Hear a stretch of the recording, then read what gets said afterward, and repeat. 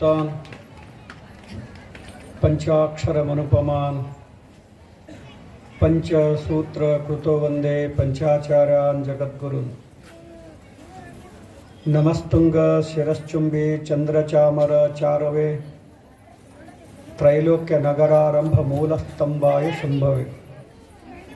ಪ್ರಪ್ರಥಮವಾಗಿ ಜಗದಾದಿ ಜಗದ್ಗುರು ರೇಣುಕಾದಿ ಪಂಚಾಚಾರ್ಯರ ಪವಿತ್ರ ಪಾದಾರವಿಂದಗಳಲ್ಲಿ ಅನಂತ ಸಿರಿ ಸಾಷ್ಟಾಂಗ ಭಕ್ತಿ ಪ್ರಣಾಮಗಳನ್ನು ಸಮರ್ಪಿಸಿ, ಹರಗುರು ಚರ್ಮೂರ್ತಿಗಳನ್ನು, ಶಾರದಾಂಬೆಯನ್ನು, ಆರಾಧ್ಯ ಗುರುಗಳನ್ನು, ಕ್ಷೇತ್ರದ ಅಧಿದೈವತನಾದ ಭ್ರಮರಾಂಬ ಸಹಿತ ಮಲ್ಲಿಕಾರ್ಜುನ ಮಹಾಸ್ವಾಮಿಯನ್ನು ಶಿರಸ ವಂದಿಸಿ, ಕಥಾನಾಯಕಳು, ವೀರಶೈವ ಧರ್ಮದ ಅಗ್ರಗ್ರಹಿಣಿಯಾಗಿರುವ ಮಹಾಶಿವಶರಣಿಯಾದ ದಾನೇಶ್ವರಿಯ ಪಾದಕ್ಕೂ ಕೂಡ ಅನಂತ ನಮನಗಳನ್ನು ಸಮರ್ಪಿಸಿ, ತಡವಾಳದ ಎಲ್ಲ ಭಕ್ತ ಮಹೇಶ್ವರರೇ, ಈ ಶಿವರಾತ್ರಿಯ ಶಿವನ ಜಾತ್ರೆಯ ತನ್ನಿಮಿತ್ತವಾಗಿ ನಿಮ್ಮೆಲ್ಲರ ಮನ ಮುಟ್ಟುವಂತೆ ಶಿವಶರಣಿ ತಾಯಿ ದಾನೇಶ್ವರಿಯ ಚರಿತ್ರೆಯನ್ನು ಬೋಧೆ ಮಾಡಲಿರುವ ನಿಮ್ಮ ಆತ್ಮೀಯರು, ಜನಾನುರಾಗಿಗಳು, ಜನಪ್ರಿಯರು ಹಾಗೂ ಜಂಗಮಮೂರ್ತಿಗಳ ಸಾಲಿನೊಳಗ ಒಬ್ಬ ಯೋಗ್ಯವಾದ ಜಂಗಮಮೂರ್ತಿ, ಅಸ್ಖಲಿತ ವಾಣಿಯಿಂದ ತಮ್ಮ ಅಪ್ರತಿಮ ವಿದ್ವತ್ತಿನಿಂದ ಜನಮಾನಸವನ್ನು ಗೆದ್ದಿರುವ ವೇದಮೂರ್ತಿ ಮಹಾಂತೇಶ್ವರ ಹಿರೇಮಠ್ ತದ್ದೇವಳ್ಳಿಯವರೇ, ನಾವು ಆತ್ಮೀಯರಲ್ಲಿ ಒಬ್ಬರಾಗಿ ಮಾಧುರ್ಯ ಕಂಠವನ್ನು ಭಗವಂತನಿಂದ ಪಡೆದುಕೊಂಡು ಭುವಿಗೆ ಅವತರಿಸಿ ಭೂಮಂಡಲದ ನಾನಾ ಹಳ್ಳಿ ಪಟ್ಟಣ ನಗರಗಳಲ್ಲಿ ತಮ್ಮ ವಿದ್ವತ್ಪೂರ್ಣ ಕಂಠಸಿರಿಯಿಂದ ಸ್ವತಃ ಕವನವನ್ನು ರಚನೆ ಮಾಡುವ ಸಾಮರ್ಥ್ಯ, ಕಂಠಮಾಧುರ್ಯದ ಸಂಗೀತ ತರಂಗ ಮೂಡಿ ಅಷ್ಟೇ ಅಲ್ಲ, ಅಪ್ರತಿಮವಾಗಿರತಕ್ಕಂಥ ಬೆರಳ ತುದಿಯಲ್ಲಿ ಹಾರ್ಮೋನಿಯಂ ನುಡಿಸ್ತಕ್ಕಂಥ ಕೌಶಲ್ಯ, ಮೃದು ಹೃದಯ, ಮಾಧುರ್ಯದ ಧ್ವನಿ, ವಿನಯ ಸಂಪನ್ನರು, ವಿದ್ಯಾ ವಿನಯೇನ ಶೋಭತೆ. 35 ವರ್ಷಗಳ ಹಿಂದೆ ಅವರಲ್ಲಿ ಯಾವ ಗುರುಭಕ್ತಿ ನಾವು ಕಂಡುಕೊಂಡಿದ್ದೀವೋ ಅದೇ 30 ವರ್ಷದಲ್ಲಿ ಕೂಡ ಇನ್ನೂ ಹಚ್ಚ ಹಸಿರಾಗೇನೆ ಇರಿದೆ ಅನ್ನತಕ್ಕಂಥದ್ದನ್ನು ಅವರ ಹಾವಭಾವಗಳು, ಅವರ ಮಾತಿನ ಶೈಲಿ, ಅವರ ನಡತೆಯಿಂದ ಮನವರಿಕೆಯಾಗ್ತಕ್ಕಂಥದ್ದಾಗಿದೆ. ನಿಜವಾಗಲೂ ಶಿವರುದ್ರ ಸ್ವಾಮೀಜಿ ಅಂತಂದ್ರೆ ಈ ನಾಡಿನ ಖ್ಯಾತ ಗಾಯಕರಲ್ಲಿ ಪ್ರಸಿದ್ಧಿಯನ್ನು ಪಡೆದವರು. ಅಷ್ಟೇ ಅಲ್ಲ, ತತ್ವಪದಗಳನ್ನು ವಿಶೇಷವಾಗಿ ಕಡ್ಕೋಳು ಮಡಿವಾಳಪ್ಪನ ಗೀತೆ ಹಾಡೋದಂದ್ರೆ ಭಾಳ ಖುಷಿ ಅವ್ರಿಗೆ. ಅವರು ಬಹಳ ಅನನ್ಯವಾಗಿ ಆ ಗೀತೆಗಳನ್ನು, ಈಗಾಗಲೇ ಅವರು ಹಾಡಿರ್ತಕ್ಕಂಥ ಒಂದು ಮೂಕನಾಗಬೇಕು ಅನ್ನತಕ್ಕಂಥ ಗೀತೆ ಲೋಕ ಪ್ರಸಿದ್ಧಿಯಾಗಿರ್ತಕ್ಕಂಥದ್ದು. ನಮ್ಮ ಕಡೆ ಕಬ್ಬನ್ನು ಎಳೆಯೋ ಕಾಲಕ್ಕೆ ಟ್ರ್ಯಾಕ್ಟರ್ದಲ್ಲಿ ಕಬ್ಬ ಎತ್ಕೊಂಡು ಹೋಗೋ ಕಾಲಕ್ಕೆ ಟ್ರ್ಯಾಕ್ಟರ್ ಡ್ರೈವರ್ ಕೆಲವು ಮಂದಿ ಅಂಥ ಇಂಥ ಹಾಡು ಹಚ್ತಾರೆ. ಕೆಲವು ಮಂದಿ ಹೆಚ್ಚು ನಮ್ಮ ಮಠ ರೋಡದ ಪಕ್ಕದಲ್ಲಿ ಇರೋಣದ್ರಿಂದ ಮೂಕನಾಗಬೇಕು ಅನ್ನತಕ್ಕಂಥ ಗೀತೆ ಕೇಳಿದಾಗ ಶಿವರುದ್ರ ಸ್ವಾಮೀಜಿ ಗವಾಯಿಗಳವರ ಭಾವಚಿತ್ರ ನಮ್ಮ ಅಕ್ಷಿಪಟಲದಲ್ಲಿ ಪ್ರಸನ್ನ ಆಗ್ತದೆ. ಒಟ್ಟಿನ ಭಾಳ ವಿದ್ವಾನ್ರು, ಸರಳ ಜೀವಿಗಳು. ಎಲ್ಲಿ ವಿದ್ಯೆ ಇರ್ತದಲ್ಲ ಅಲ್ಲಿ ವಿನಯ ಇರೋದಿಲ್ಲ ಅಂತ ಹೇಳ್ತಿರ್ತಾರೆ. ಕೆಲವೊಂದಲ್ಲಿ ಇರ್ಬೋದು, ಆದ್ರೆ ಇವರಲ್ಲೇ ವಿನಯ ಸಂಪನ್ನರು ಅದಾರೆ ಅನ್ನತಕ್ಕಂಥದ್ದಕ್ಕೆ ಎರಡು ಮಾತಿಲ್ಲ. ಅದರ ಜೊತೆಗೆ ಶ್ರುತಿಗೆ ತಕ್ಕಂತೆ ಲಯವನ್ನು ಒದಗಿಸುವುದರಲ್ಲಿ ಅಸೀಮ ಪಂಡಿತೋತ್ತಮರು. ಯಾಕಂದ್ರೆ ತಾಬಲ ಆದಾಗ ತಬಲ ಬಾರಿಸ್ಲಿಕ್ಕೆ ಬರ್ತದಂತ. ಮೊದಲು ತಾ ಬಲ ಆಗಬೇಕು. ತಾ ಬಲ ಆದಂದ್ರೆ ತಬಲಾ ಬಾರಿಸ್ಲಿಕ್ಕೆ ಬರೋದು. ಈ ಎಲ್ಲ ಪ್ರಯತ್ನ ಪಟ್ರೆ ಸಂಗೀತ ಪೆಟ್ಟಿಗೆ ಬಾರಿಸ್ಲಿಕ್ಕೆ ಕಲಿಬೋದು. ಅದನ್ನು ಕಲಿಯೋದು ಮಾತ್ರ ಭಾಳ ಕಷ್ಟ ಇದ್ದಾವೆ. ಅದಕ್ಕೆ ಅಂಥ ಕಠಿಣವಾದ ವಾದ್ಯವನ್ನು ನುಡಿಸೋದ್ರಲ್ಲಿ ಕುಶಲರಾಗಿರ್ತಕ್ಕಂಥವ್ರು, ಲಯಗೆ ತಕ್ಕಂತೆ ಶ್ರುತಿಗೆ ತಕ್ಕಂತೆ ಲಯವನ್ನು ಒದಗಿಸುವುದರಲ್ಲಿ ತಾಳ ಮತ್ತು ಲಯ ಜೊತೆಯಲ್ಲೇ ಅದನ್ನು ಕೂಡಿಸುವ ಸಾಮರ್ಥ್ಯ ಅದು ಸಾಕ್ಷಾತ್ ಶಿವನಿಗೆ ಒಬ್ಬೇ ಸಾಧ್ಯ ಐತಂತೆ. ಅದಕ್ಕೆ ಅಂಥ ಕಲಾವಿದರ ಏನು ಶಾಂತಕುಮಾರ್ ಜೇರಟಿಯವರೇ, ನಮ್ಮ ಸ್ನೇಹಿತನಾಗಿರ್ತಕ್ಕಂಥ ಅಮ್ದಾರ್, ಅವನ ಹೆಸರು ಬಸು ಐತಿ, ಅವನಿಗೆಲ್ಲರೂ ಅಮ್ದಾರ್ ಅಂತಾರೆ. ಈ ಅಮ್ದಾರನಲ್ಲ, ಎಲ್ಲ ಅಮ್ದಾರ್ 5 ವರ್ಷ ಆದಮೇಲೆ ಮಾಜಿ ಅಮ್ದಾರ್ ಆಗ್ತಾರವ್ರು, ಅಥವಾ ಬಿದ್ದರಂದ್ರೆ ಮತ್ತು ಉಳಿದ್ರೆ ಹಂಗೆ ಇರ್ತಾರೆ. ಇವು ಏನೊಮ್ಮೆ ಅಮದಾರ ಆಗ್ಯಾನಲ್ಲ, ಇವು ಇಮಾನ್ದಾಗ ಕೊಂಡಿರ್ದಾಗ ಅಮದಾರ ಏನು. ಯಾಕಂತ ಕೇಳಿದ್ರೆ ಹಿಂದೆ ಮುಂದೆ ಹಿಂದಷ್ಟು ಅಮ್ದಾರಿ ಯಾವ ಥರನಾಗಿ ಲೋಕ ಕಾರ್ಯದಲ್ಲಿ ತಮ್ಮನ್ನು ತಾವು ತೊಡಗಿಸ್ತಿರ್ತಾರಲ್ಲ, ಹಂಗೆ ಧರ್ಮ ಕಾರ್ಯದಲ್ಲಿ ಅಲ್ಲೇ ಇಲ್ಲೇ ತನ್ನನ್ನು ತೊಡಗಿರ್ತಕ್ಕಂಥ ಸಭಾ ಸಂಚಾಲಕರಾಗಿರ್ತಕ್ಕಂಥ ಬಸು ಕಂಬಾರ ಅಮ್ದಾರ್ ಅವರೇ, ಹಾಗೂ ನಮ್ಮ ಶ್ರೀಶೈಲ್ ಚರಟಿ ಈ ನಮ್ಮನ್ನು ಇಲ್ಲಿ ಊರಿಗೆ ಬರಬೇಕಾಗಿದ್ರೆ ತಡವಾಳದವರು ಬಹಳ ಭಕ್ತಿವಂತರು. ನಾವು ಏನೋ ಮುಂದೆ ಪಾದಯಾತ್ರೆಯಲ್ಲಿ ಪಂಚಪೀಠ ಪಾದಯಾತ್ರೆಯಲ್ಲಿ ಹೋದಾಗ ಒಂದು ತಿಂಗಳಲ್ಲಿ ಇದ್ದೀವಿ. ಹೋಗೋ ಮುಂದೆ ನಿಮ್ಮೂರಿಗೆ ಪಂಚಾಚಾರ್ಯರನ್ನ ಮೊದಲಿಲ್ಲಿ ಪಂಚಾಚಾರ್ಯನ ಶ್ರೀಶೈಲ ಜಗದ್ದುಳು ಕರ್ಸು ಕಾಲಕ್ಕನ ದೊಡ್ಡರದ್ದಂತ ಅವರಲ್ಲಿ ಪಂಚಾಚಾರ್ಯದ್ರ ಗೊತ್ತಿರಲಿಲ್ಲ. ಅವರಿಗೆಲ್ಲ ಜಗದ್ದುಳಗೆ ಭಕ್ತಿ ಬರುವಂತೆ ಎನ್ನ ಮತಿಗೆ ನಿಲುಕಿದಷ್ಟದ ವಿಚಾರಗಳನ್ನು ಅವ್ರ ಮುಂದೆ ಇಟ್ಟಾಗ, ಯಾಕಂದ್ರೆ ಅವರು ದಮನಿಗಳಲ್ಲಿ ಹರಿಯುವ ರಕ್ತ ವೀರಶೈವ ಲಿಂಗಾಯತ ರಕ್ತ ಆಗಿರೋದ್ರಿಂದ ನಾವು ಹೇಳಿರುವ ಮಾತುಗಳನ್ನು ಅರ್ಥ ಮಾಡಿಕೊಂಡು ಪಂಚಾಚಾರ್ಯರು ನಮ್ಮ ನಿಜವಾದ ಗುರುಗಳು. ದೇಹ ಪಂಚಮಹಾಭೂತಗಳಿಂದಲೇ ನಿರ್ಮಾಣಗೊಂಡತಿ. ಪಂಚ ಆಚಾರ್ಯರಿಂದಲೇ ನಮ್ಮ ಸನಾತನ ಧರ್ಮಕ್ಕೊಂದು ನೆಲೆ ಐತಿ. ಪಂಚಾಚಾರ್ಯರ ತಂದ್ರೆ ಬೇರೆ ಅಲ್ಲ, ಅವರು ನಮ್ಮನ್ನು ಉದ್ಧರಿಸ್ತಕ್ಕಂಥ ಸದ್ಗುರುಗಳು. ಅವರು ಎಲ್ಲ ದೇಶ ಪ್ರದೇಶ ಹಳ್ಳಿ ಪಟ್ಟಣಗಳಲ್ಲಿ ನಗರಗಳಲ್ಲಿ ಮಠ ಸ್ಥಾಪನಾ ಮಾಡಿ ಶಿವಾಚಾರ್ಯರನ್ನು ನಿರ್ಮಾಣ ಮಾಡಿ, ಮೊದಲು ಮಠಪತಿ, ಹಿರೇಮಠ, ದೇಶಿಕೇಂದ್ರ, ಪಟ್ಟಾಧಿಕಾರಿ, ಆಮೇಲೆ ಚರಮೂರ್ತಿ, ಆಮೇಲೆ ಜಗದ್ಗುರುಗಳಾಗಿ ಧರ್ಮಶಾಸ್ತ್ರದ ಅಧಿಕಾರಿಗಳವರು. ಅದಕ್ಕೆ ನಾವು ಅದಕ್ಕೆ ಹೈಕಮಾಂಡ್ ನೀವು ಅಂತಿರಲ್ಲ, ರಾಷ್ಟ್ರದ ಹೆಚ್ಚಿನ ರಾಷ್ಟ್ರಪತಿಗಿಂತಲೂ ಹೈಕಮಾಂಡ್ ಪಕ್ಷದೊಂದು ರೂವಾರಿ. ಅವ್ರಿಗೆ ಆ ರಾಷ್ಟ್ರಪತಿ ಅಂತ ಸ್ಥಾನವನ್ನು ಒಂದು ವೇಳೆ ಅಕಸ್ಮಾತ್ ಜಗದ್ದುಳು ಬಂದರೂ ಕೂಡ ರಾಷ್ಟ್ರಪತಿನ ಕೂಡ ಎದ್ದು ನಿಲ್ಲತಕ್ಕಂಥ ಸ್ಥಾನ ಯಾವುದರ ಇದ್ದರೆ ಅದು ಪಂಚಪೀಠಾಧೀಶರು. ಯಾಕೆ ಈ ಮಾತನ್ನು ಹೇಳ್ತೀವಿ? ಪ್ರಧಾನಮಂತ್ರಿ ಆಗಿರಲಿ, ರಾಷ್ಟ್ರಪತಿ ಆಗಿರಲಿ, ಆ ಜಗತ್ತುಗಳು ತತ್ವದಿಂದನೇ ದೇಹ ಇರಬೇಕಲ್ಲ.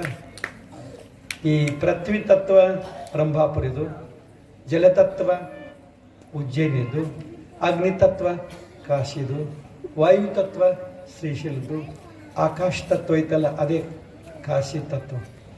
ಈ ಪಂಚಮಹಾಭೂತಗಳು ಸಮಾನವಾಗಿ ನಮ್ಮಲ್ಲಿ ಅದಾವಂತ ನಮ್ಮ ದೇಹ ಸುಂದರವಾಗೈತಿ.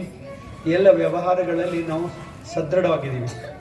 ಅದಕ್ಕೋಸ್ಕರವಾಗಿ ನಮ್ಮ ವೀರಶೈವ ಲಿಂಗಾಯತ ಧರ್ಮವನ್ನು ಕುಹಕಿ ಮತಿಗಳು ಅದನ್ನು ಇಬ್ಬಾಗ ಮಾಡಿ ಅದರಲ್ಲೊಂದು ದೊಡ್ಡ ಕಂದಕವನ್ನು ನಿರ್ಮಾಣ ಮಾಡಿ ಅದನ್ನು ಒಡೆದಾಳುವ ಡಿವೈಡ್ ಆ್ಯಂಡ್ ರೂಲ್ ಅದನ್ನು ಪ್ರಯೋಗ ಮಾಡಿ ಹಂಗೆ ತಮ್ಮ ಬ್ಯಾಳೆ ಬೇಯಿಸ್ಕೊಳ್ಳಿಕ್ಕೆ ವಿಶ್ವ ಪ್ರಯತ್ನ ಮಾಡ್ತಕ್ಕಂಥ ಸಂದರ್ಭದಲ್ಲಿ ಬುದ್ಧಿವಂತರು, ಜ್ಞಾನಿಗಳು, ತಪಸ್ವಿಗಳು ಒಂದು ಕೊನೆ ನಿರ್ಣಯಕ್ಕೆ ಬಂದರು. ಈಗ ಭಾರತ ದೇಶ, ಹಿಂದೂಸ್ತಾನ್, ಇಂಡಿಯಾ ಅಂತ 3 ಹೆಸರುಗಳಿದ್ದರೂ ದೇಶ ಮಾತ್ರ ಒಂದೇ. ಹೆಂಗೋ ವೀರಶೈವ ಬೇರೆ ಅಲ್ಲ, ಲಿಂಗಾಯತ ಬೇರೆ ಅಲ್ಲ, ವೀರಶೈವ ಲಿಂಗಾಯತ ಒಂದೇ ಬಸವಾದಿ ಪ್ರಮಥರು ಕೂಡ ಈ ಧರ್ಮವನ್ನು ಸ್ವೀಕರಿಸಿ ತಲೆ ಮೇಲೆ ಹೊತ್ತು ಮೆರೆದಿರ್ತಕ್ಕಂಥ ಅವ್ರ ವಚನಗಳಲ್ಲೇ ದಾಖಲೆಗಳ ದೊರೀತಕ್ಕಂಥವಾಗ ಆ ವಚನಗಳನ್ನು ದುರುಪಯೋಗ ಮಾಡಿಕೊಂಡು ಈ ಧರ್ಮದೊಳಗೆ ಕಂದಕವನ್ನು ನಿರ್ಮಾಣ ಮಾಡ್ತಕ್ಕಂಥ ಷಡ್ಯಂತ್ರ ಕೂಡ ನಡೆದಿರ್ತಕ್ಕಂಥದ್ದು ನಿಮಗೆ ವೇದ್ಯವಾಗೈತಿ. ನಾವೇನು ಹೆಚ್ಚು ಹೇಳಬೇಕಾಗಿಲ್ಲ. ಬಸವಣ್ಣವ್ರ ವಚನ ಎಲ್ಲರೂ ಎಲ್ಲ ಥರನೇ ಅರ್ಥ ಮಾಡ್ಕೊಳ್ಳೋಂತ ಹೇಳಿಕ್ಕೆ ಬರಂಗಿಲ್ಲ. ಯಾಕೆ ಬರಂಗಿಲ್ಲ ಅಂತಂದ್ರೆ, ನಾನು ಬಸ್ನ್ಯಾಗ ತಿರುಗಾಡ್ತಿದ್ದೆ ಅವಾಗ, ನಿಮ್ಮ ಊರಿಗೆ ಬರೋಕ್ಕಿಂತ ಪೂರ್ವದೊಳಗೆ. ಬಸ್ನ್ಯಾಗ ಒಂದು ಸಲ ಬೆಂಗಳೂರಿಂದ ಬರೋ ಕಾಲಕ್ಕೆ ಒಬ್ಬರು ನೆಲಮಂಗಲದೊಳಗೆ ನಮ್ಮ ಶಿಷ್ಯರಿದ್ದರು. ಅಲ್ಲಿ ಇಳಿದು ಮತ್ತೆ ಬಸ್ ಹತ್ತಬೇಕಾಗಿತ್ತು. ಬೆಂಗಳೂರದಿಂದ ನೆಲಮಂಗಲದಿಂದ ಅವ್ರ ಮನ್ಯಾಗ ಪಾದ ಪೂಜೆ ಮಾಡ್ಕೊಂಡು ಬಸ್ನ್ಯಾಗ ಹತ್ತಿ ವಿಜಯಪುರಕ್ಕೆ ಬರಬೇಕಾಗಿತ್ತು. ನಾವು ಬರೋ ಕಾಲಕ್ಕೆ ಭಾಳ ರಶ್ ಆಗಿರ್ತಕ್ಕಂಥ ಸಂದರ್ಭದಾಗ ಒಬ್ಬ ಮುತ್ಯ ಇದ್ದ. ಅವ ಅಪ್ಪವ್ರ ಎಲ್ಲಿ ಹೋಗಿದ್ರಿ? ಇಲ್ಲ ಬೆಂಗಳೂರಿಗೆ ಹೋಗಿನಿ ಮಹಾಂತಿನ ಮಠಕ್ಕೆ, ಅಲ್ಲಿ ಬಂದಿನ ಅಜ್ಜ, ಏನಾಗಬೇಕಾಗಿತ್ತು? ನಿಮಗೇನು ಬಸವಣ್ಣ ವಚನ ಬರ್ತಾವ ಅಂತ ಕೇಳಿ, ಏನು ಬರಂಗಿಲ್ಲ, ಕರಿಲಾಕತ್ತೀನಿ ಈಗ ಅಂತಂದು. ನಾ ಇಲ್ಲಿ ಕುಂತಿದ್ನಿ. ಕುಂತಾಗ ರಶ್ ಇತ್ತು, ನಿಂತ್ಕೊಂಡಿದ್ದ. ದಯವಿಲ್ಲದ ಧರ್ಮ ಅದಾವುದಯ, ದಯವೇ ಧರ್ಮದ ಮೂಲವಯ ಬರ್ತತಿ ನಿಮ್ಮ ಬರ್ತಲ್ಲ ಆತನ. ಮತ್ತು ಇದ್ರ ಅರ್ಥ ಹೇಳ್ರಿ ನೋಡಪ್ಪ, ಎಲ್ಲ ಪ್ರಾಣಿಗಳ ಮೇಲೆ ದಯ ಇರ್ಬೇಕಂತ ಹೇಳಿ ಬಸವಣ್ಣವ್ರು ಹೇಳ್ಯಾರ. ಅದಕ್ಕಾಗಿ ದಯವಿಲ್ಲದ ಧರ್ಮ ಅಂತಂದಾರ. ಮತ್ತು ನೀವು ವಚನ ಹೇಳವರೇ ನೀವು ದಯ ತೋರಲಿಲ್ಲ, ನಮ್ಮಂಥವ್ರು ಬಾಳೋದು ಹೆಂಗ ಅಂತಂದ. ಈಗೇನು ಆಗ್ಬೇಕೈತೆ ನೇರವಾಗಿ ಹೇಳಂತಂದಾಗ, ನಮ್ಮನ್ಯಾಗ ದಯ ಮಾಡಿ ಜಾಗ ಕೊಡು, ನನಗೆ ಕಾಲು ನೋವೈತಿ ಅಂದ. ಏನೋ ಮರ ಇಷ್ಟ ಹೇಳ ವಚನ ಯಾಕೆ ಬಳಸಿಗೆ ಅಂತ ನಾನು ಆತಪ್ಪ ಅಂತ ತಗೊಂಡ ನಾ ಎದ್ದು ನಿಂತು ನಾವು ಕುತ್ಕೊಂಡ್ಮ್ಯಾಗ ಮುಂದೊಂದು ಸ್ವಲ್ಪ ಹೋದಾಗ 3 ಮಂದಿ ಶೀಟ್ ಅದು. ನಾ ಎದ್ಕೊಳ್ಳಿ ಇಬ್ಬರು ಕೂತರು. ಅದರ ಮುಂದೆ ಹೋದಾಗ ಒಬ್ಬ ಇಳಿದ ಮ್ಯಾಗ ಒಂದು ಹೆಣ್ಮಗಳು, ಗರ್ಭಿಣಿ ಆದ ಹೆಣ್ಮಗಳು, ಬಗಲಾಗ ಒಂದು ಕೂಸ, ತಲೆ ಮೇಲೆ ಒಂದು ಗಂಟ ಹೊತ್ಕೊಂಡ್ ಮ್ಯಾಗ ನಾನೇ, ಅಮ್ಮ ಇಲ್ಲಿ ಬಾಯಲ್ಲಿ ಜಾಗ ಐತಿ, ಇಲ್ಲಿ 3 ಮಂದಿ ಕೂಡು ಜಾಗದಾಗ ಇಬ್ಬರು ಕುಂತಾರ, ಬಾಯಲ್ಲಿ ಅಂತ ಕರೆದಾಗ, ಅಜ್ಜ ಮತ್ತು ದಯವಿಲ್ಲ ಧರ್ಮ ಅದು ಹೇಳಿದಪ್ಪ, ಮತ್ತು ನಿನ್ನಲ್ಲಿ ದಯ ಇಲ್ಲ. ಅಮ್ಮ ಹೊತ್ಕೊಂಡ ಮಗು ಐತಿ, ತಲೆ ಮೇಲೆ ಗಂಟೆ ಐತಿ, ಮತ್ತು ಆ ತಾಯಿ ಗರ್ಭಿಣಿ ಅದಾಳ, ಜಾಗ ಕೊಡು. ಅವ ಅಂದ, ಪರರ ಚಿಂತೆ ನಮಗೇ ಕೈಯ, ನಮ್ಮ ಚಿಂತೆ ನಮಗೇ ಸಾಲದು. ಕೂಡಲ ಸಂಗಮ ಒಲೆದಾನೋ ಒಲೆಯಲ್ಲಿ ಎಂಬ ಚಿಂತೆ ಹಾಸಲುಕ್ಕುಂಟು ಹೊದಿಲುಕ್ಕುಂಟಂದು. ನಾನೇ ಎಂಥ ಮನುಷ್ಯ ಅದೇವೋ ಮಹಾರಾಯನೇ. ಬಸವಣ್ಣವ್ರನ್ನ ವಚನಗಳನ್ನು ಈ ಥರನೇ ಉಪಯೋಗ ಮಾಡ್ಕೊತಿದ್ದೆ ಅಂದ್ರೆ, ಇದೆಲ್ಲ ಇಂಥ ಜನ ಇತ್ತಂದ್ರೆ ಬಸವಣ್ಣವ್ರ ವಚನ ಬರೀತಿದ್ದಿಲ್ಲ. ಶಾಣೆ ಶಾಣೆ ಇದೆ ಅಂತ ತಿಳ್ಕೊಂಡು ಹೇಳಿದಾಗ ಕೈ ಹಿಡ್ದು 3 ಮಂದಿ ಕೂಡೋ ಜಾಗದಾಗ ಇಬ್ಬರು, ಅವ ಮಲ್ಕೊಳವಿದ್ದಿನೋ ಅವ ಬೆದ್ದೋಗಿದ್ದಂದ್ರೆ.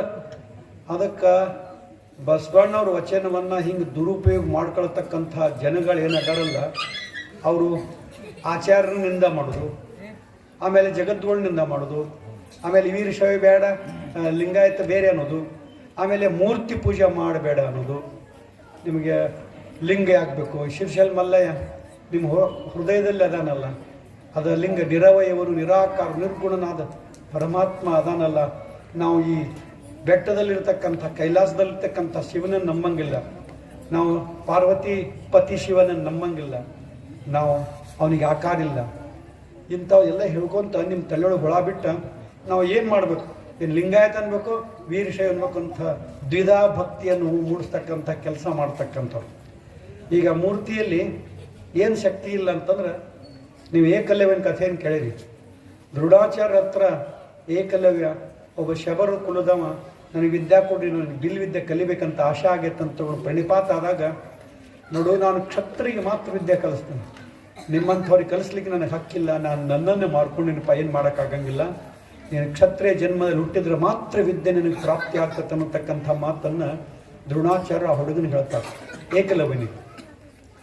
ನೀವು ಕಲಿಸ್ರಿಬೇಕಾದ್ರೆ ಬಿಡ್ರಿ, ಒಂದು ಕೆಲಸ ಮಾಡಿ, ನಿಮ್ಮ ಕಲಿಸ್ಲಿಕ್ಕೆ ಪ್ರತಿಬಂಧ ಇತ್ತಂದ್ರೆ ನಿಮ್ಮ ವರದಸ್ತ ನನ್ನ ಮಸ್ತಕದ ಮೇಲೆ ಇಟ್ಬಿಟ್ಟು ಸ್ವಾಮಿ ಆಶೀರ್ವಾದ ಮಾಡಿಬಿಡಿ, ನಾನು ಅದನ್ನು ತಗೊಂಡು ನಿಮ್ಮ ಆಶೀರ್ವಾದ ಬಲ್ಲಿಂದ ವಿದ್ಯಾವಂತ ಆಗಲಿ ಬೇಕಾದ್ರೆ ಬಿಡಲಿ, ನಿಮ್ಮ ಆಶೀರ್ವಾದದ ಹಸಿವಿನಿಂದ ಬಳಲಿಕ್ಕತ್ತೀನಿ, ನನ್ನನ್ನು ತೃಪ್ತಿ ಮಾಡಿ ಕಳಿಸ್ರಿ ಅಂತ.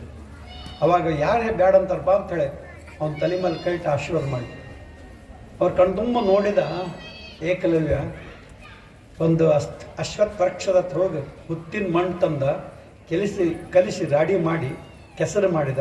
ಕೆಸರು ಮಾಡಿ ನಾದಿ ಅವರ ಹಾಗೆ ಅವ ಏನು ಕಣ್ಣಿನಲ್ಲಿ ನೋಡಿದ್ದಿಲ್ಲ ಅದೇ ಥರನಾಗಿ ಅವ ಮೂರ್ತಿ ಮಾಡಿದ. ಆ ಮೂರ್ತಿ ಪಕ್ಕದಲ್ಕೊಂಡು ವಿದ್ಯೆಯನ್ನು ಕಲ್ತ. ಅವಾಗ ದ್ರೋಣಾಚಾರ್ಯರು ಆಮೇಲೆ ಅರ್ಜುನ ಎಲ್ಲರೂ ವಾಯುವಿಹಾರಕ್ಕೆ ಬಂದಾಗ ಆ ಅರ್ಜುನನ ನಾಯಿ ಇವ ಧ್ಯಾನಾಸಕ್ತ ಕುತ್ಕೊಂಡಾಗ ಬೊಗೊಳ್ಳಿಕ್ಕೆ ಹತ್ತಿತನು. ಅವಾಗ ಏಕಲವ್ಯ ಬಿಲ್ಲು ತಗೊಂಡ, ಎಲ್ಲಿ ಶಬ್ದ ಬರ್ತೈತಲ್ಲ ಆ ಶಬ್ದ ಜೊತೆಗೆ ಬಾಣ್ ಬಿಟ್ಟ.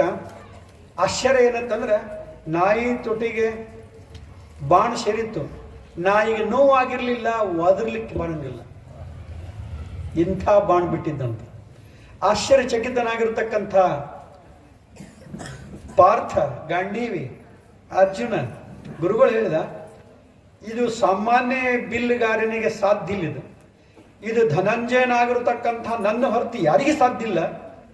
ನೀವು ಮೋಸ ಮಾಡಿದಿರಿ ಗುರುಗಳ, ನಮ್ಮ ಕ್ಷತ್ರಿಯ ಕುಲಕ್ಕೆ ಅಷ್ಟೇ ವಿದ್ಯೆ ಕೊಡ್ತಂದು ಭಾಷೆ ಕೊಟ್ಟವ್ರು ನೀವು.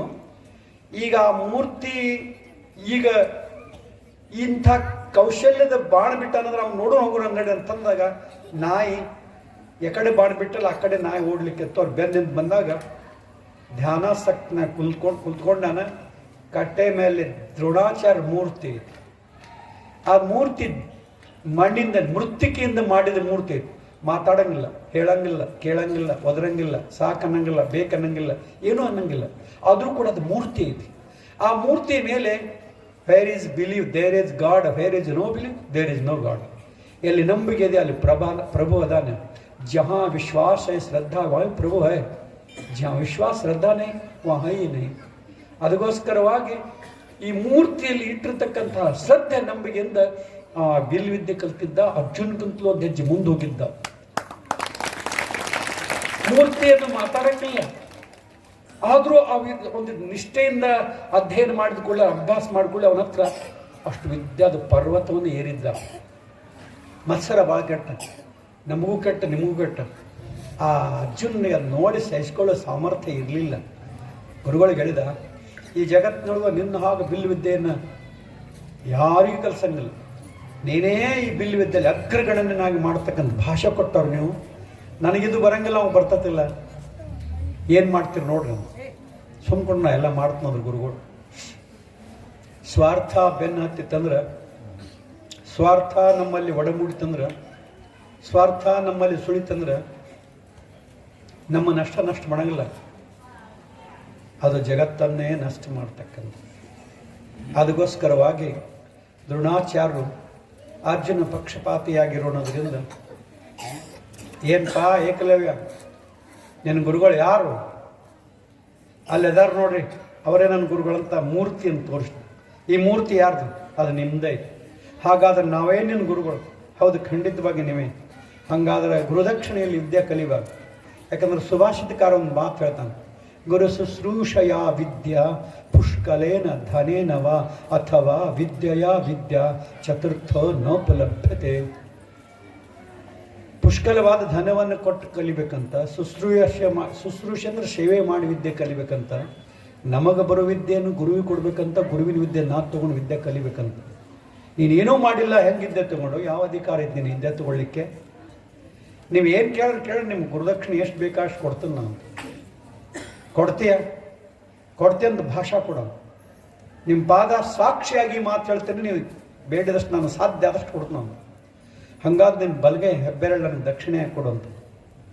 ಒಂದು ಸ್ವಲ್ಪ ಹಿಂದೆ ಮುಂದೆ ವಿಚಾರ ಮಾಡಿ ತಕ್ಷಣವಾಗಿ ತೀಕ್ಷ್ಣವಾಗಿ ಬಟನ್ ಹೊಡೆದಾಗ ಲೈಟ್ ಹೆಂಗೆ ಹತ್ತೋ, ಮಿಂಚಿನವಾಗ ಗುಡು ಹೊಡೆದಾಗ ಮಿಂಚು ಹೆಂಗೆ ಬೀಳ್ತದೋ, ತಕ್ಷಣವಾಗಿ ಬತ್ತಳಿಕೆಯಿಂದ ಬಾಣ ತಗೊಂಡು ಹೊಡೆದು ಕತ್ತರಿಸಿ ಹೆಬ್ಬೆರಳನ್ನು ಗುರುಪಾದಕ್ಕೆ ಸಮರ್ಪಣೆ ಸಾಷ್ಟಾಂಗ ಹಾಕಿದನು. ನನ್ನ ಜನ್ಮ ಧನ್ಯ ಆಯ್ತು. ಯಾಕಂದ್ರೆ ಧನ ಕನಕಾದಿಗಳನ್ನು ಬೇಡಿದ್ರೆ ನನ್ನ ಹತ್ರ ಏನಿರಲಿಲ್ಲ. ಭಾಳ ಬುದ್ಧಿವಂತ ನನ್ನ ಮೇಲೆ ದಯ ತಾಳಿದ್ರಿ. ನಾನೊಬ್ಬ ಶವರ, ನಾನು ಪಕ್ಷಿಗಳನ್ನು ಪ್ರಾಣಿಗಳ ಹಿಂಸೆ ಮಾಡಿ ಬದುಕ್ತಕ್ಕಂಥವ, ಗೆಡ್ಡೆ ಗೆಣಸ ತಿಂದು ಬದುಕ್ತಕ್ಕಂಥವ. ಯಾವತ್ತು ವಿದ್ಯೆ ಕಲಿಯಾಕತ್ತೀನಿಲ್ಲ, ಸಸ್ಯಾಹಾರಿ ಆಗ್ಬೇಕಂತ ತಗೊಂಡು ನಾ ಎಲ್ಲ ಮಾಂಸಾಹಾರಿಯನ್ನು ಬಿಟ್ಬಿಟ್ಟಿನಿ. ಸಸ್ಯಾಹಾರಿ ತಿಂತಿದ್ದೆ, ಸಸ್ಯಾಹಾರಿ ತಂದ ಹಿಂಸೆ ಮಾಡಿದ್ದಿಲ್ಲ. ಇದೇ ಬಾಣದಿಂದ ಹೊಡೆದು ಎಷ್ಟೋ ಪ್ರಾಣಿಗಳ ಜೀವ ತಗೊಂಡಿದ್ನಿ. ಅದಕ್ಕೆ ಪ್ರಾಯಶ್ಚಿತವಾಗಿ ಹೆಬ್ಬೆರಳನ್ನು ಗುರುದಕ್ಷಿಣೆಯಾಗಿ ಪಡೆದು ನನ್ನ ಜನ್ಮ ಉದ್ಧಾರ ಮಾಡಿದಂತ ಸಾಷ್ಟಾಂಗ ಹಾಕಿದಂತ. ಆವಾಗ ಅರ್ಜುನ್ ಕಣ್ಣಲ್ಲಿ ನೀರು ಬರ್ಲಿಕ್ಕೆ ಹತ್ತಿದ್ದು, ದ್ರೋಣಾಚಾರ್ಯ ಕಣ್ಣಲ್ಲಿ ನೀರ್ಲಾಕ. ಯಾಕತ್ತ ಯಾವಾಗ ಘಟನೆ ಘಟಿಸ್ತತ್ಲೆ ಮೊದ್ಲೇನು ಗೊತ್ತಾಗಲಿಲ್ಲ. ಕನ್ನಡದ ಒಂದು ಗಾದಿ ಮಾತು, ಅಟ್ಟ ಮೇಲೆ ಒಲಿ ಉರಿತಂತ, ಕೆಟ್ಟ ಮೇಲೆ ಬುದ್ಧಿ ಬತ್ತಂತ. ಅವಾಗ ಬೆರಳು ಕತ್ತರಿಸೋದ್ಮ್ಯಾಗ ಇಂಥ ವಿನಯ ಸಂಪನ್ನನ ಗುರುಗಳು ಶಿಷ್ಯನ ಹೆಬ್ಬೆಳು ಕತ್ತರಿಸಿನ ಅಂತ ಅರ್ಜುನ್ಗೆ ಕತ್ತರಿಸ್ಲಾಕ ಹಚ್ಚಿನ ಅಂತೇಳಿ ಅರ್ಜುನ್ಗಾತು. ಇಂಥ ಅಮೂಲ್ಯ ಶಿಷ್ಯ ರತ್ನದ ಹೆಬ್ಬೆರಳನ್ನು ಕತ್ತರಿಸಲಿಲ್ಲ ಅನ್ನೋಂಥ ಕತ್ತರಿಸಲಿಕ್ಕೆ ನಾನು ಗುರು ಅಲ್ಲ, ನಿಜವಾಗ ಒಂದು ಶತ್ರು ಇರಬೇಕು ಅಂತ ತಿಳ್ಕೊಂಡು ಗುರುಗಳಿಗೆ ಪಶ್ಚಾತ್ತಾಪ ಆಗಿತ್ತು. ಆದರೆ ಏಕಲವ್ಯನಿಗೆ ಮಾತ್ರ ಏಕೋಭಾವದಿಂದ ಆನಂದ ಆಗಿತ್ತು ಅವನಿಗೆ. ಕಾರಣ ಗುರುಗಳನ್ನು ತೃಪ್ತಿಪಡಿಸಿದ್ನಿಲ್ಲ. ಅದಕ್ಕೆ ತಡವಾಳದ ಸದ್ಭಕ್ತರಾದಾರಲ್ಲ, ಈ ವೀರಶೈವ ಲಿಂಗಾಯತ ಅನ್ನತಕ್ಕಂಥ ತತ್ವ ಸಿದ್ಧಾಂತಕ್ಕೆ ಹೋಗಲಿಲ್ಲ ಅವರು. ನಮ್ಮೂರಿಗೆ ಪುರಾಣ ಪ್ರವಚನ ಹೇಳಲಿಕ್ಕೆ ಬಂದಾರ, ಯಾತ್ರಾ ಮಾಡ್ಕೊಂಡು ಪಾದಯಾತ್ರೆ ಭಾರತ ಭ್ರಮಣಕ್ಕೆ ಬಂದಾಗ ಇಲ್ಲಿ ಜಗದ್ಗುರುನ 5 ಮಂದಿ ಕರೆಸಂದಾರ. ಅಂದಾಗ ಕರೆಸಿದ್ರೆ ನಾವು ಬರ್ತೀವಿ ಅಂದಾಗ ಈ ಜನಗಳು ಕೆಲವು ಮಂದೆಲ್ಲ ಲಿಂಗೈಕ್ಕಾಗಿ ಹೋದರು. ಅವ್ರ ಮನಸ್ಸಿನಾಗ ಅದು ಕೊರಗು ಉಳಿದಿತ್ತು. ಹಿರಿಯರು ಮಾಡಿರೋ ಸಂಕಲ್ಪ ಮಕ್ಕಳಿಂದಲೇ ಪೂರ್ಣಿ ಆಗಬೇಕು, ಇಲ್ಲದಿದ್ರೆ ಆ ಮನೆಗೆ ಸದ್ಗತಿ ಇಲ್ಲ, ಅವರಿಗೆ ಊರಿಗೆ ಏಳಿಗೆ ಇಲ್ಲ. ಒಬ್ಬ ಶಿವಯೋಗಿಗಳು ಮಾಡಿರೋ ಸಂಕಲ್ಪವನ್ನು ಪೂರೈಸಲಿಲ್ಲ ಅಂತಂದ್ರೆ, ಯಾಕಂದ್ರೆ ನನಗೆ ಭಾಷಾ ಕೊಡೋ ಮೃತ್ಯು ಕಾಲದೊಳಗೆ ಭಾಷಾ ತೊಗೊಂತಾರೆ. ಭಾಷಾ ತೊಗೊಂಡು ನೋಡು, ನಾವು ಅವ್ರ ಮನೆಯದವರು ಎದುರಿನ ಮನೆಯವರು ನಾವು ಮಾತಾಡೋಂಗಿಲ್ಲ, ವ್ಯವಹಾರಕ್ಕೆ ಕನ್ಯಾ ಕೊಡಂಗಿಲ್ಲ, ತೊಗೊಳಂಗಿಲ್ಲ. ಅವ್ರು ಮೊದಲಿಡ್ಕು ನಮ್ಮ ತಾತನ ಕಾಲದಿಂದಲೂ ದ್ವೇಷ ಅಸೂಯೆ ಮಾಡ್ಕೊತ ಬಂದಾರ. ನೀನು ಮುಂದೆ ಹಂಗೆ ಅವ್ರ ಮನ್ಯಾಗಿಂದ ಕನ್ಯಾ ತೊಗೋಬೇಡ, ನಿಮ್ಮ ಮನ್ಯಾಗಿಂದ ಕನ್ಯಾ ಕೊಡಬೇಡ, ನೀನು ಅವ್ರ ಜೋಡಿ ಮಾತಾಡಬೇಡ, ಹಂಗೆ ವಚನ ಕೂಡ ಅಂತ ಕೇಳೋರ್ದಾರ. ಅಂದ್ರೆ ಇನ್ನಷ್ಟು ಬೆಂಕಿ ಹಾಕಿ ಹೋಗೋರ್ದಾರ ಅವರು. ನೀವೆಲ್ಲ ಒಂದಾಗ್ರೆ ಅನ್ನೋದಿಲ್ಲ, ಹೋಗುದು ಹೊಂಟಾರ ಅವರು.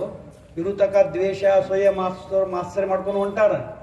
ಆದ್ರೆ ಹೋಗು ಮುಂದೆ बीत गए सो बात गए छोड़ दो अब तो आगे प्रेम से रहो ಅಂತ ಹೇಳಿಲ್ಲ ಅವ್ರ. अरे सामने वाले मकान वाले हमारे शत्रु है, उनके साथ कोई व्यवहार नहीं करना, उसे हमेशा हमेशा के लिए बुरा नजर से देखना. ಇದನ್ನು ಕೇಳಿ ಹೋಗ್ತಕ್ಕಂಥವ್ರದಾರ. ಆದ್ರೆ ಈ ಭೂಮಂಡಲದೊಳಗೆ ಒಂದು ಊರು ಐತಿ, ಮಹಾರಾಷ್ಟ್ರದೊಳಗೆ ಸೊಲ್ಲಾಪುರ ಜಿಲ್ಲೆಯೊಳಗೆ ಅಕ್ಕಲಕೋಟೆ ತಾಲೂಕದೊಳಗೆ ಒಂದು ಊರು ಐತಿ. ಅದೇನು ಮಾಡೈತಿ ಅಂತಂದ್ರೆ, ನೋಡಪ್ಪ, ದ್ವೇಷ ಅಸೂಯೆ ಮರೀರಿ, ಆ ಗುರು ಇವ್ರ ಗುರು ಬೆನ್ನು ಹತ್ಬೇಡ್ರಿ.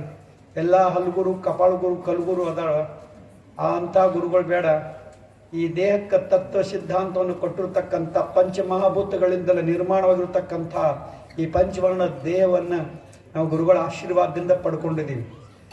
ತಂದೆ ತಾಯಿಯಿಂದ ಬಂದ ದೇಹಕ್ಕೆ ತಂದೆ ತಾಯಿ ದೇಹ ಮತ್ತು ತಾತ ಮುತ್ತಾತನ ದೇಹದಿಂದಲೂ ಪಂಚಪೀಠಾಧೀಶರು ಪಂಚ ತತ್ವಗಳಿಂದಲೇ ಬಂದೈತೆ ಅಂದಾಗ, ನಮ್ಮ ಕಡೆಯಿಂದ 5 ಮಂದಿ ಜಗದ್ದೋಳು ನಮ್ಮ ಊರಿಗೆ ತರ್ಲಿಕ್ಕಾಗಲಿಲ್ಲ, ಕೊಕ್ಕಟ್ನೂರು ಮುತ್ತ ನಮ್ಮ ಊರಿಗೆ ಬರಂಗಿಲ್ಲ. ನಮ್ಮ ಭಾಷಾ ಕೊಡ್ರಿ, ನನಗೆ ಕೈ ಮೇಲೆ ಕೈ ಹಾಕ್ರಿ. ನಾ ಅಂತ್ಯ ಕಾಲದಾಗ ನಾನು ಗುರುಗಳನ್ನ ಕರ್ಸೋದಾಗಲಿಲ್ಲ, ಜಗದ್ದೋಳು ಕರ್ಸೋದಾಗಲಿಲ್ಲ. ನೀವರೇ ಕರ್ಸ್ರಿ, ನೀವು ಕರೆಸಿ ನಮ್ಮ ಜನ್ಮ ಉದ್ಧಾರ ಮಾಡ್ರಿ. ಆ ಮುತ್ಯಾನ ಊರಾಗ ಕರ್ಕೊಂಬಡ್ರಿ. ನಾವು ಜನ್ಮ ಉದ್ಧಾರ ಮಾಡಬೇಕಾಗಿದ್ರೆ ಒಬ್ಬ ಶಿವಯೋಗಿಗಳು ಮಾಡಿದ ಸಂಕಲ್ಪವನ್ನು ಪೂರ್ಣ ಮಾಡಲಿಕ್ಕೆ ಅಹೋರಾತ್ರಿ ದುಡಿರಿ ತಕ್ಕೊಂಡು ಕೈ ಮೇಲೆ ಕೈ ತಕ್ಕೊಂಡು ಹಾಕಿಸ್ಕೊಂಡು ದೇಹ ತ್ಯಾಗ ಮಾಡ್ತಕ್ಕಂಥ ಪಾಟೀಲ್ ಅಣ್ಣಪ್ಪ ಗೌಡ್ರಾಗಲಿ ತಮ್ಮ ಮಕ್ಕಳಿಗೆ ಹೇಳಿ ಹೋಗ್ಯಾರಂತವ್ರು. ನಮ್ಮ ಕಡೆಯಿಂದ ಆಗಲಿಲ್ಲ, ಮುತ್ತಾನ ಕರ್ಕೊಂಡು ನೀವರೇ ಕರ್ಕೊಂಬರ್ರಿ ಅಂತೇಳಿ ವಚನ ತೊಗೊಂಡು ಪ್ರಾಣ ಬಿಟ್ಟಾರ. ಅಷ್ಟೇ ಅಲ್ಲ, ನಾವು ಮಹಾಭಾರತ ರಾಮಾಯಣದೊಳಗೆ ಭೀಷ್ಮನನ್ನು ನೋಡಿದೀವಿ, ಇಚ್ಛಾಮರಣಿ ಅಂತ. ನಾನು ಬರಂಗಲ್ ಊರಾಗ ಹಿರೇಸ್ವಾಮಿಗಳಿಗೆ ಆಸ್ಪತ್ರೆ ಒಳಗೆ 3 ತಿಂಗಳು ಅದಾರ. ವೈದ್ಯರು ಹೇಳ್ಯಾರ, ನಿಮ್ಮ ಮನೆಗೆ ಕರ್ಕೊಂಡು ಹೋಗ್ರಿ, ಈ ಪೇಷಂಟ್ ಆರಾಮಾಗಂಗಿಲ್ಲ, ಇನ್ನು ಕೆಲವು ದಿವ್ಸನಾಗ ಸಾಯ್ತಾನ. ಅವಾಗ ಡಾಕ್ಟ್ರಿಗೆ ಹೇಳ್ತಾರಂತ ಹಿರೇಸ್ವಾಮಿಗಳು, ಡಾಕ್ಟರ್ ಸಾಹೇಬ್ ನಾ ಮನೆಗೆ ಹೋಗಂದ್ರೆ ಹೋಗ್ತಾನ. ಆದ್ರೆ ನಮ್ಮ ಕೊಕಟನ ಮುತ್ತೆ ಬಂದು ಪಾದ ಹಿಡ್ದಕ್ಕ ನಾ ಸಾಯಂಗಿಲ್ಲ ಅಂತ ಭಾಷಾ ಕೊಟ್ಟು ಬಂದ್ರಂತ. ಆಸ್ಪತ್ರೆಯೊಳಗೆ ಭಾಷಾ ಕೊಟ್ಟು ಬಂದ ಮೇಲೆ 3 ತಿಂಗಳಲ್ಲ 6 ತಿಂಗಳಾದ್ರೂ ನಾವು ಬರಾಕ್ತಾ ಇರಲಿ, ಈ ಭಾಗಕ್ಕೆ ಬಂದಿಲ್ಲ ನಾವು. ಇಲ್ಲಿ ನವದಿಗೆ ಬಂದಾಗ ಈ ಹಿರೇಸ್ವಾಮಿ ಮಗಳನ್ನ ನವರಿಗೆ ಕೊಟ್ಟದ್ದು ನಮ್ಮ ಶಿಷ್ಯರ ಮನೆಗೆ. ಆಮೇಲೆ ಅವ ನಮ್ಮ ಮಾವ ಅನ್ನ ನೀರು ಬಿಟ್ಟಣ್ರಿ, 3-6 ತಿಂಗಳು ನೀವು ಹಾದೇ ಇಲ್ಲ, ಮಾತಾಡ್ದಾನೆ ಖಡ ಕಡೆ, ಆದ್ರೆ ಹೇಳಕ್ ಬರಲ್ಲ, ಕೊಂಡ್ರೆ ಬರಂಗಿಲ್ಲ. ಆದ್ರೆ ನೀವು ಒಮ್ಮೆ ಪಾದರ್ಶನ, ನಾವು ಊರಾಗ ಬರಂಗಿಲ್ಲ ಅಂದ್ರೆ ಸಾಲಿ ಅಂತ ಬರ್ತೀವಿ, ಅದು ಯಾವ ಒಂದು ಒಮಿನಿ ಗಾಡಿಯಾಗ ಹಾಕೊಂಡು ಬರ್ತೀವಿ, ನೀವು ಹೋಗೋ ಮುಂದೆ ರೋಡ್ ಮ್ಯಾಗ ಅವ್ನಿಗೆ ಆಶೀರ್ವಾದ ಮಾಡಿ ಹೋಗ್ರಿ. ತದ್ದೇವಾಡಿ ಅವ್ರ ಮನ್ಯಾಗ ಸ್ನಾನ ಪೂಜೆ ಮಾಡಿಕೊಂಡು ಸೊಲ್ಲಾಪುರಕ್ಕೆ ಹೋಗೋ ಕಾಲಕ್ಕೆ ಇಲ್ಲಿ ಸಾಲಿ ಹತ್ರ ತಂದರು. ತಂದ ಮೇಲೆ ಅಲ್ಲೇ ನಾವು ಒಮಿನಿ ಒಳಗೆ ಏರಿ ತಲೆ ಮೇಲೆ ಪಾದ ಇಟ್ಟು ಭಸ್ಮ ಹಚ್ಚಿ, ಸ್ವಾಮೀಜಿ ಓಂ ನಮಃ ಶಿವಾಯ ಅನ್ರಿಪ್ಪ, ಇದು ಸಪ್ತಕೋಟಿ ಮಂತ್ರದಲ್ಲಿ ಪಂಚಾಕ್ಷರ ಮಹಾಮನೋ ಐತಿ, ಇದನ್ನ ಚೆನ್ನಾಗಿ ನೀವು ಸ್ಮರಣ ಮಾಡ್ರಿಪ್ಪ ಸ್ವಾಮೀಜಿ ಅಂತ ಹೇಳಿದಾಗ ಆತ್ಮತ್ತ ಕೊನೆ ದರ್ಶನ ಓಂ ನಮಃ ಶಿವಾಯ ಓಂ ನಮಃ ಶಿವ ಅಂತ ಮನೆಗೆ ಹೋದರು. ಇಲ್ಲಿ ಅಣ್ಣೆ ಸ್ವಾಮಿ ಮಗ ನಮ್ಮ ಮಲೆ ಸ್ವಾಮಿಗಳು ಅದಾರಲ್ಲ, ಅವರೊಂದು ದಾನಮ್ಮನ ಗುಡಿ ಕಟ್ಟರಲ್ಲಿ, ಅಲ್ಲಿ ಪಾದ ಹಾಕ್ರಿ ಅಂತ ಅವ್ರು ಕರ್ಕೊಂಡು ಹೋದರು. ಅಲ್ಲಿ ಹೋಗಿ ದಾನಮ್ಮ ದರ್ಶನ ಮಾಡಿ ಕೊಡಿದ್ರಾಗ ಊರಾಗಿನ ಫೋನ್ ಬತ್ತು, ಹಿರೇ ಸ್ವಾಮಿಗಳು ಹೋದರು ಅಂತ. ಆಮೇಲೆ ನನಗನಿಸ್ತು, ಮಹಾಭಾರತದಲ್ಲಿ ಭೀಷ್ಮನನ್ನ ನಾವು ಕೇಳಿದ್ದೀವಿ, ಆದ್ರೆ ನೋಡಲಿಲ್ಲ ಅವನು.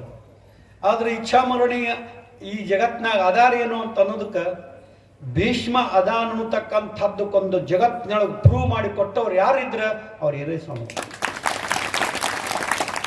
ಅಂಥ ಊರು ನಿಮ್ಮ ಊರು.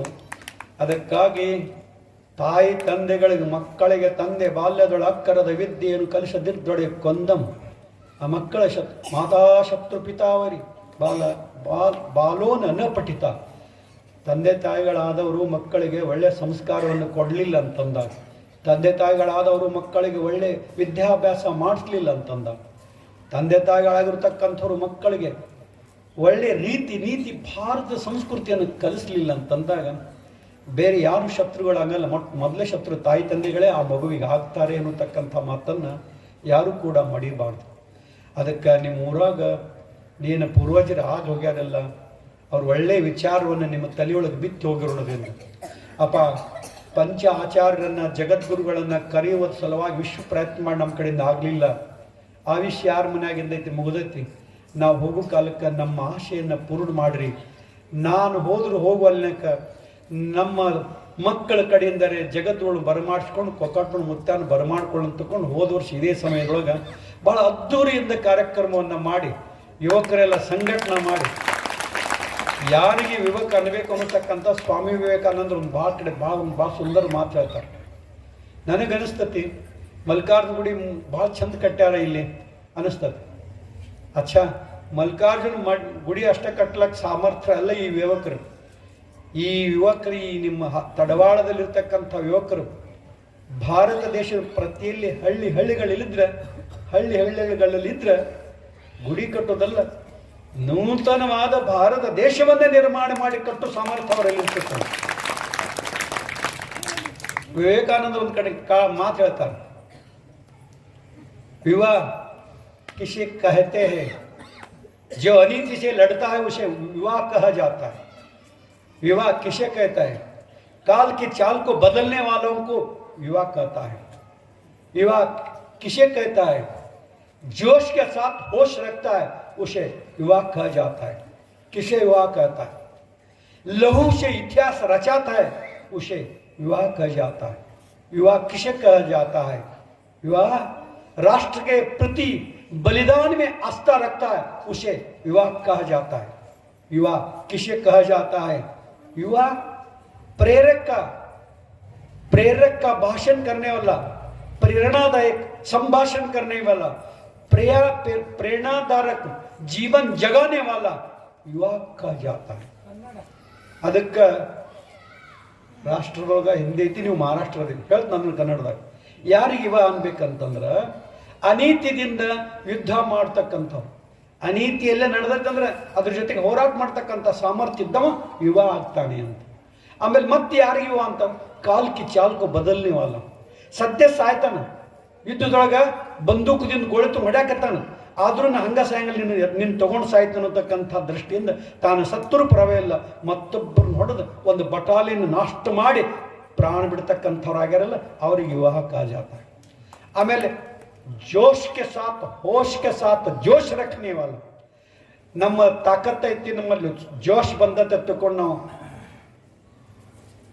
ನಮ್ಮ ವಿಚಾರ ನಮ್ಮ ನೀತಿ ರೀತಿಗಳನ್ನು ಬದಲಾಸಂಗಿಲ್ಲ. ನಾವು ನಮ್ಗೆ ಎಷ್ಟೇ ಜೋಶ್ ಬಂದಿದ್ರು ಭಾರತದ ಸಂಸ್ಕೃತಿಯನ್ನು ತಲೆಯಲ್ಲಿ ಬಿಟ್ಕೊಂಡು ಎಲ್ಲ ಕೆಲಸ ಮಾಡ್ತಾ ಇರ್ತಕ್ಕಂಥವ್ರು ಯಾರಿದಾರಲ್ಲ ಅವರೇ ಆದರ್ಶ ಯುವಕರದಾರ ನಮ್ಮ ದೇಶದಾಗ.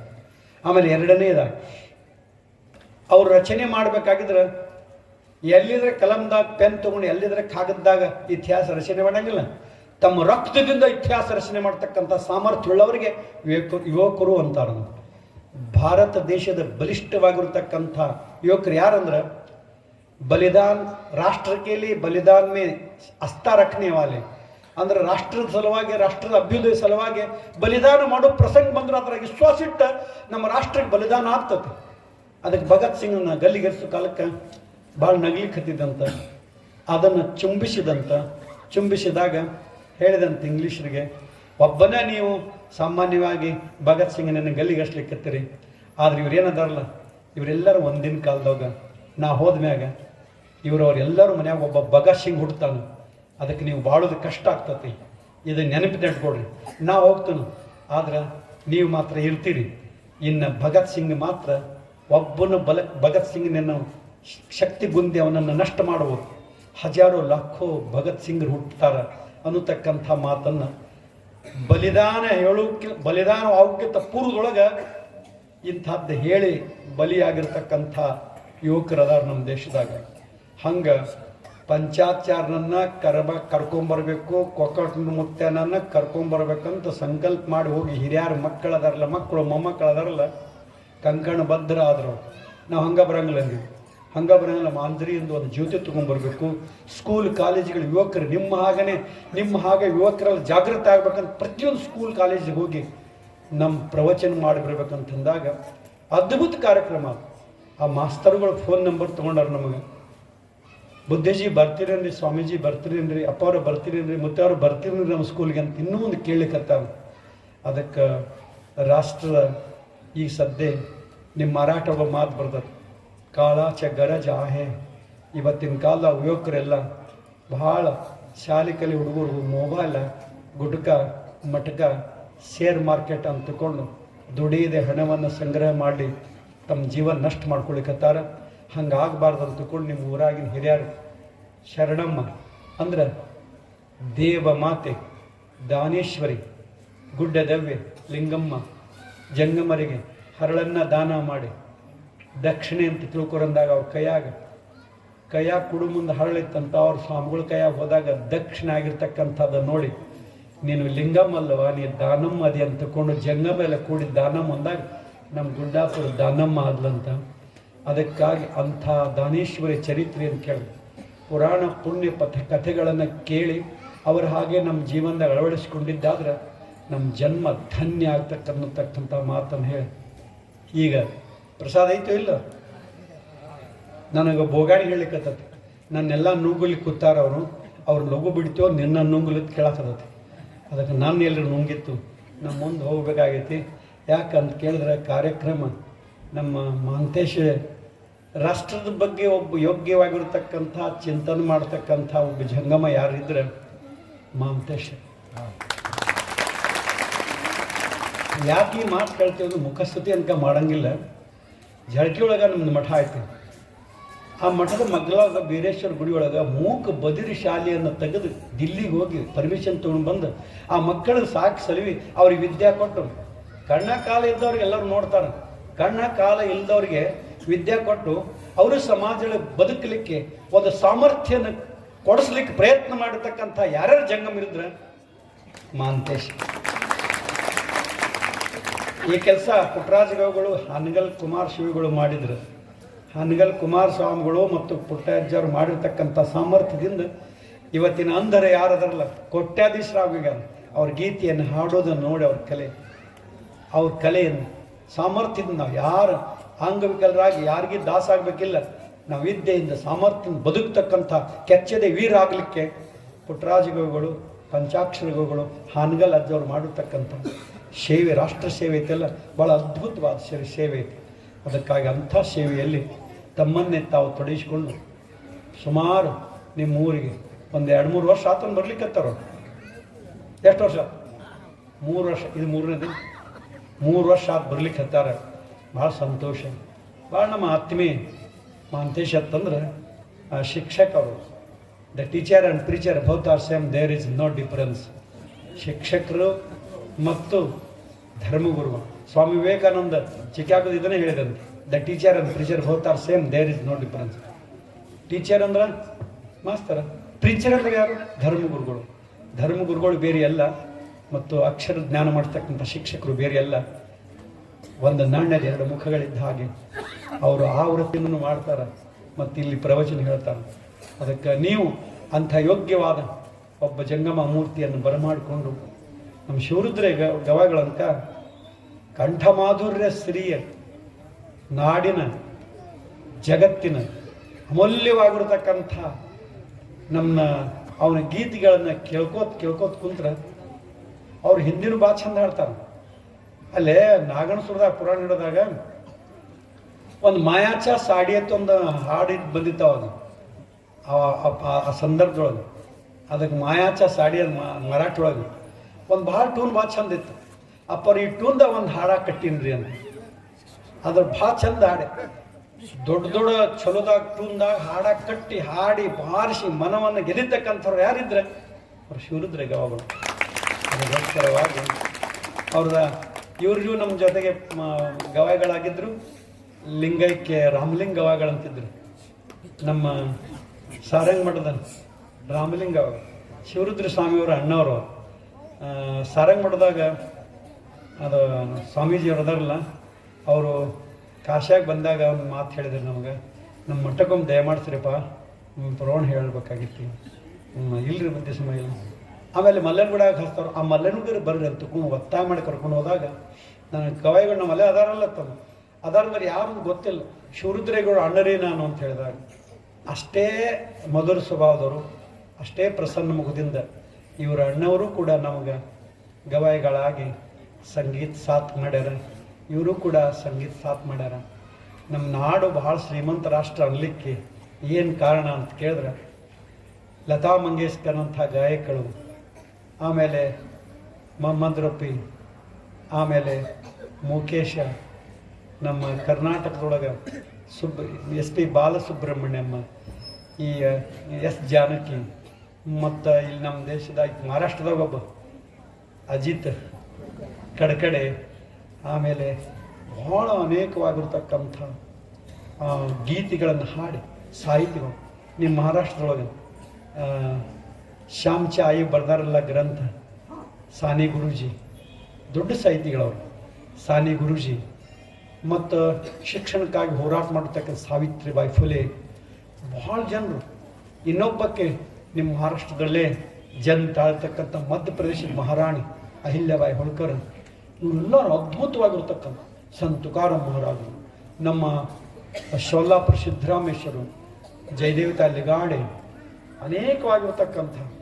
ಅಷ್ಟೇ ಅಲ್ಲ, ನಿಮ್ಮ ಮಹಾರಾಷ್ಟ್ರದ ಸಿದ್ಧಾಂತ ಶಿಖಾಮಣಿಯನ್ನು ಈ ವಚನ ರೂಪದಿಂದ ಬರೆದಿರ್ತಕ್ಕಂಥವ್ರು ಒಬ್ಬರು ಸರ್ ಆಗೋಗ್ಯಾರ ಸೋಲಾಪುರ ಕಾಲೇಜಿನಿಂದ.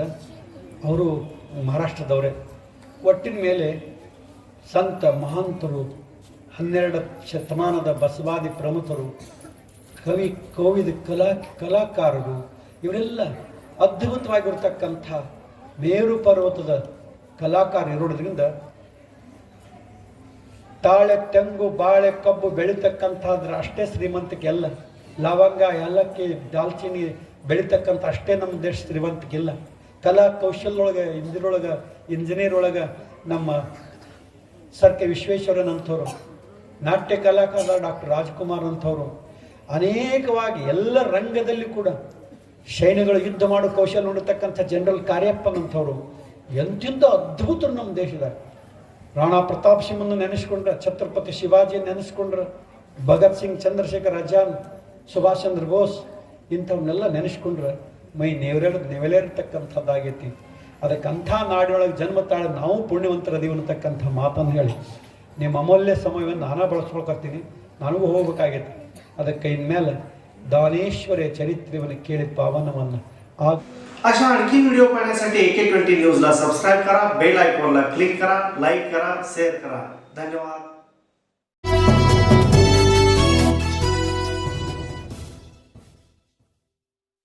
फॅब्रिकेटिंग वर्क आणि बांधकाम तुमचे, साहित्य मात्र आमचेच.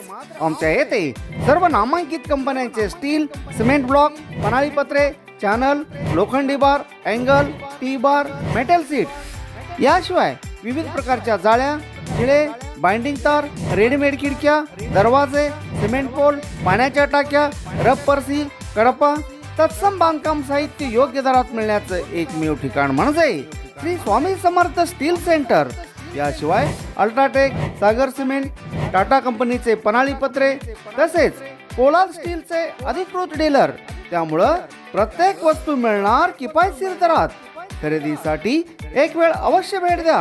तुम्ही ठेवा विश्वास, आम्ही देऊ मानांकित कंपन्यांचे दर्जेदार वस्तू. पत्ता Shri Swami Samarth steel centre, SBI बँकेसमोर, तडवळ, तालुका अक्कलकोट. प्रोप्रायटर सौ श्री योगेश राऊतराव. Mobile number 7218 38 5000. सण समारंभानिमित्त वस्त्र खरेदीसाठी आणि लग्नाचा बस्ता बांधण्यासाठी तडवळ पंचक्रोशीतील एकमेव परिपूर्ण वस्त्रदालन महावीर क्लॉथ सेंटर. येथे आहेत नामवंत कंपन्यांचे सर्व प्रकारचे शूटिंग, शर्टिंग, फॅन्सी साड्या, होजियरी, जीन्स, रेडीमेड कपड्यांच्या असंख्य व्हरायटी असलेलं 3 मजली परिपूर्ण आणि प्रशस्त दालन. एकदा आमच्या वस्त्रदालनास अवश्य भेट द्या. आमचा पत्ता Shri SP Kasar and sons, Mahavir cloth stores, Akkalkot road, देवी मंदिरासमोर, तडवळ स्टेशन, तालुका अक्कलकोट.